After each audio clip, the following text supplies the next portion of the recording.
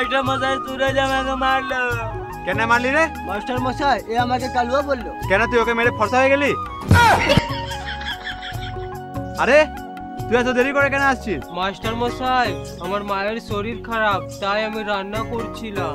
না মাস্টার মশাই এ গুলি খেলছিল। হ্যাঁ রে? না মাস্টার মশাই এ মিথ্যা করে বলছে। ঠিক আছে বস। তো বাচ্চারা কালকে আমি যে পড়াটা দিয়েছিলাম ওটা তোমরা করেছো? হ্যাঁ মাস্টার মশাই। তুই বল তো বায়ুমণ্ডল কাকে বলে?